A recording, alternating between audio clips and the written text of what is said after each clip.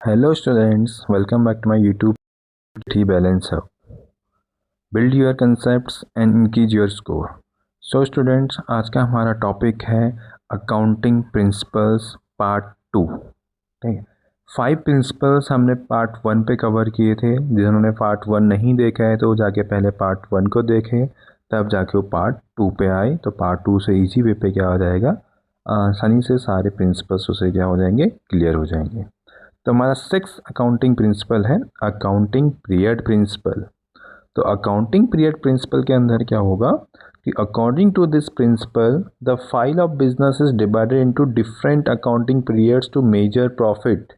यानी यहाँ पे हमने क्या करना पड़ेगा, हमने एक अकाउंटिंग पीरियड को क्या करना पड़ेगा, फिक्स करना पड़ेगा, ताकि हम क्या कर सकें, अपने बिजनेस के अंदर होने वाले प्रॉफिट और लॉस को क्या कर सकें, कैलकुलेट कर सकें, मेजर कर सकें। तो सिंपल एक्सप्लेनेशन पे अगर हम बात करें तो प्रॉफिट कैलकुलेट करने के लिए बिजनेस को डिफरेंट टाइम पीरियड पे डिवाइड किया जाता है। ठीक है, अब डिवाइड कैसे करोगे, तो डिवाइड आपका ये होता है ईयर टू ईयर, यानी 1 अप्रैल टू 31 मार्च हम एक ईयर लेके चलते हैं जिसको हम बोलते हैं फाइनेंशियल ईयर। तो फाइनेंशियल ईयर के अकॉर्डिंग हम क्या करते हैं, अपने अकाउंटिंग पीरियड को फिक्स कर देते हैं, ताकि हम क्या कर सकें कि जो भी हमारे अकाउंटिंग पीरियड के एंड पे हमारे बिजनेस में जो भी सारी ट्रांजैक्शन हो रखी है उन ट्रांजैक्शन को मेजर करके हम कैलकुलेट कर सकें प्रॉफिट और लॉस को, यानी नेट प्रॉफिट और नेट लॉस को हम कैलकुलेट कर सकें। तो ये बोलता है हमारा अकाउंटिंग पीरियड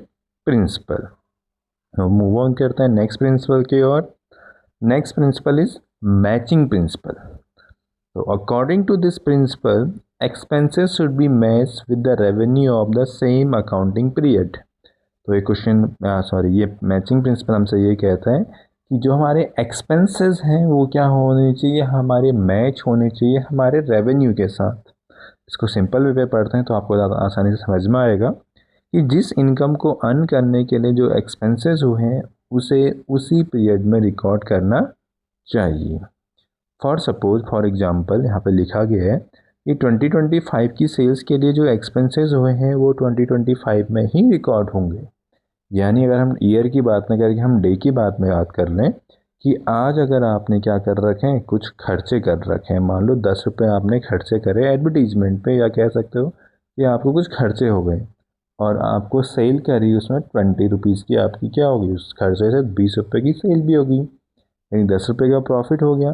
तो आपको ये दोनों चीज़ें आज ही के दिन क्या करनी पड़ेंगी, रिकॉर्ड करनी पड़ेंगी कि आपका 10 रुपये का खर्चा हुआ है, एक्सपेंसेस हो रखे हैं, और 20 रुपये की आपकी क्या हो रखी है, इनकम हुई है। तो दोनों को आपने वन डे पे या सेम डे पे ही हमने क्या करना पड़ेगा, रिकॉर्ड करना पड़ेगा। वैसे ही हमारा ईयर के अकॉर्डिंग भी होता है। ठीक है, ऐसे हमारी बहुत सारी इनकम ऐसी होती है कि जो हमें बाद में रिसीव होती है, बहुत सारे एक्सपेंसेस ऐसे होते हैं कि जो हमें बाद में करने होते हैं पे, पर वो जनरेट हो चुके होते हैं। जब जनरेट हो चुके हैं तो वहाँ पे हमें क्या करना, जिस पर्टिकुलर ईयर पे उनकी एक्सपेंसेस और इनकम होना चाहिए था उसी ईयर के अंदर उसे हम क्या करेंगे, रिकॉर्ड करेंगे। तो ये बोलता है हमारा मैचिंग प्रिंसिपल। नेक्स्ट प्रिंसिपल है हमारा रेवेन्यू रिकॉग्निशन प्रिंसिपल। तो according to this principle revenue is recorded when it's earned, not when cash is received. ठीक है, यानी क्वेश्चन प्रिंसिपल हमसे ये कहता है कि आप रेवेन्यू को तब रिकॉर्ड करोगे जब आपने अर्न कर दी है। ठीक है, फॉर एग्जांपल से समझते हैं इसे, तो आपको समझ में आएगा। कुछ इससे मिलता जुलता हमारा इससे पहला प्रिंसिपल भी था, सेम डिट्टो थे, डिट्टो नहीं कह सकते, सिमिलर प्रिंसिपल्स होते हैं। तो कहने का मतलब ये है कि अगर आज आपने 20 रुपये इनकम कर ली है, अब 20 रुपये इनकम कैसे करोगे, इसको आपने क्या कर दिया, 20 रुपये का सामान बेचा, बट कैसे बेचा, आपने उसे क्रेडिट पे बेचा है, आपने उधार पे बेचा है। और जो उधार वाला है आपको रुपये कब देगा, 3 दिन बाद दे रहा है, या 3 डेज बाद दे रहा है, या आपको क्या दे रहा है, 3 मंथ बाद दे रहा है। अब 3 दिन बाद दे या 3 महीने बाद दिए, सेल आपने कब करी है, आज करी है, टुडे के दिन जो भी डेट है आज पे, तो इसको मैं आज की डेट पे ही क्या करूँगा, रिकॉर्ड करूँगा कि मैंने 20 रुपीज़ की क्या कर दी है, सेल कर दी है। यानी आज मैंने अगर इनकम जनरेट करी तो आज ही मैं इसको रिकॉर्ड करूँगा।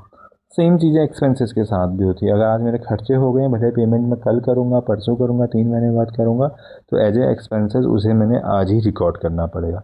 तो ये बोलता है हमारा रेवेन्यू रिकॉग्निशन प्रिंसिपल, ठीक है, कि जिस डेट पे या जिस पर्टिकुलर डे पे या जिस पर्टिकुलर मंथ पे, हो सकता है कहीं भी हो सकता है, कि आप इनकम को जनरेट करोगे, यानी जहाँ से आपको पता चलेगा कि आप इनकम आपकी आने वाली है, कैश रिसीव होने वाले हैं, भले आपको पैसे आपको 6 महीने बाद मिले, चाहे 1 साल बाद मिले, तो उसको आपने क्या करना पड़ेगा, इसी ईयर पे, इसी दिन पे क्या करना पड़ेगा, रिकॉर्ड करके रखना पड़ेगा अपने अकाउंटिंग बुक के अंदर।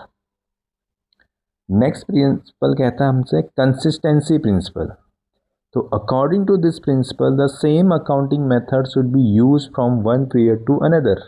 यानी आपने एक ही प्रिंसिपल को क्या करना पड़ेगा, आपने बार बार यूज़ पे लाना पड़ेगा। प्रिंसिपल का मतलब है यहाँ पे मेथड, कि जो मेथड आप एक बार आपने अप्लाई कर दिया, वो मेथड आपका ईयर टू ईयर चलना पड़ेगा, तभी आप क्या कर पाओगे, आप अपने प्रॉफिट और लॉस को एग्जैक्ट वे पे कैलकुलेट कर पाओगे। अब मेथड क्या होते हैं, फॉर एग्जांपल हम पे लेते हैं यहाँ पे, कि अगर कोई कंपनी है, कंपनी में एक स्ट्रेट लाइन मेथड से आप डेप्रिसिएशन कैलकुलेट कर रहे हो।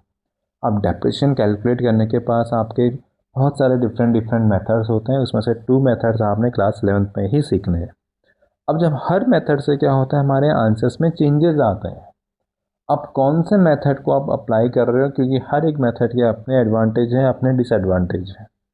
तो अब जिस मेथड को भी अगर आपने एक बार यूज़ पे लेके आ गए, तो सेम मेथड वे पे आपने क्या करना पड़ेगा, आपने उस मेथड को यूज़ करना पड़ेगा कैलकुलेशन फॉर डेप्रिसिएशन कैलकुलेट करने के लिए।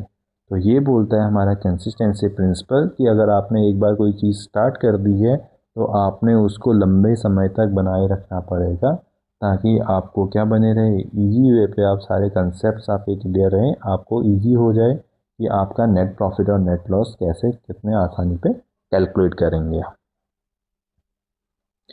और लास्ट प्रिंसिपल बोलता है हमसे प्रूडेंस।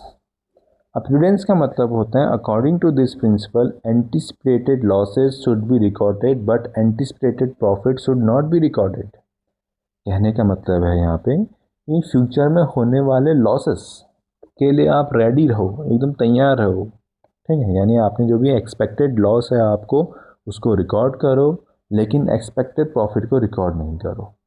यानी एक्सपेक्टेड लॉस, कि मुझे लग रहा है कि 1 महीने बाद मुझे 20,000 का खर्चा पड़ सकता है, एक 2 दिन बाद मेरा 2,000 का खर्चा फिर से बढ़ सकता है, तो उसको मैंने रिकॉर्ड करना पड़ेगा। उसके लिए मुझे फंड्स अरेंज करने पड़ेंगे अभी से, क्योंकि फ्यूचर में लॉसेस हो गई, वो अमाउंट अगर जितना बड़ा बिजनेस होगा तो वो एक्सपेक्टेड अमाउंट भी बड़ी होगी। तो उस टाइम पे वो सारी चीज़ें अरेंज करना एक बिज़नेस पे क्या हो सकता है, काफ़ी ज़्यादा इम्पॉसिबल टास्क हो सकता है, कि उसको लोन लेना पड़ेगा, हैवी लोन लेना पड़ेगा, ठीक है। उसके बहुत सारे डे टू डे वर्किंग जो भी उसके ऑपरेशन है उसमें इफेक्ट पड़ सकता है। तो ऐसे में कोई ऐसी कोई कंडीशंस ना आए, तो जो भी होने वाले फ्यूचर में एक्सपेक्टेड लॉसेस हैं, उन लॉसेस को आप क्या कर रहे हो, उनके लिए आप पहले से क्या करो, रेडी रहो, उन सबको आप पहले से क्या करके रखो, रिकॉर्ड करके रखो। प्रॉफिट को हम तब तक रिकॉर्ड नहीं कर सकते हैं बोला है, जब तक हम उसमें क्या कर लें, उसको हम अर्न ना कर लें, जब तक हम उसको रिसीव ना कर लें, ठीक है। तो ये होता है हमारा प्रॉफिट और लॉस के रिगार्डिंग। और ये क्या बोलता, कौन सा प्रिंसिपल बोलता है, ये हमें बोलता है 10th प्रिंसिपल, प्रूडेंस। तो यही थे हमारे कुछ 10 प्रिंसिपल्स, जो हमने पार्ट 1 और पार्ट 2 के लिए 2 पार्ट में सारे कवर कर लिए हैं। अब इस पे आपको मैं एक प्रोवाइड करता हूँ बोनस ट्रिक, कि कैसे आप 10 के 10 प्रिंसिपल को क्या कर सकते हो, याद रख सकते हो। तो उसके लिए एक शॉर्ट ट्रिक है यहाँ पे हमारे पास, जिसको हम बोलते हैं बोनस। तो यहाँ पे आपके पास एक स्टेटमेंट आपने याद करना है, big money goes costly during accounting month, results come proper. तो अगर आप इस सेंटेंस को अगर आप याद रखते हो, तो इसी से आपको पूरे के पूरे 10 के 10 प्रिंसिपल्स आपको याद हो जाएंगे। B for business entity, M for money measurement, G for going concern, C for cost, इसको हम हिस्टोरिकल कॉस्ट भी कहते हैं, D for due respect, A for accounting period, M for matching, R for revenue recognition, C for consistency और P for prudence. तो ये आपके 10 के 10 प्रिंसिपल यहाँ पे एक स्टेटमेंट पे आपको सारे के सारे एक साथ मिल गए। तो ये आपके लिए एक शॉर्ट ट्रिक है, आपको अच्छे से याद करने के लिए, एक लंबे समय तक आप अपने अकाउंटिंग प्रिंसिपल को याद कर सकते हो। क्योंकि अगर आपको ओरली पे या इंटरव्यू में कहीं भी आप फ्यूचर का लॉन्ग टर्म में भी, तो आप इजीली इसे क्या कर सकते हो, अपने माइंड पे कैलकुलेट करके, या फिर अपने माइंड पे ऐसे आप याद कर सकते हो, कैलकुलेट नहीं सॉरी, बट आप ऐसे माइंड पे क्या कर सकते हो, रिवाइज कर सकते हो। तो आज के लिए इस वीडियो पे इतना ही। वीडियो आपको अच्छी लगी हो तो प्लीज़ लाइक कीजिए, सब्सक्राइब कीजिए, अपने दोस्तों के साथ ज़्यादा से ज़्यादा शेयर कीजिए। मिलते हैं अब नेक्स्ट वीडियो पे।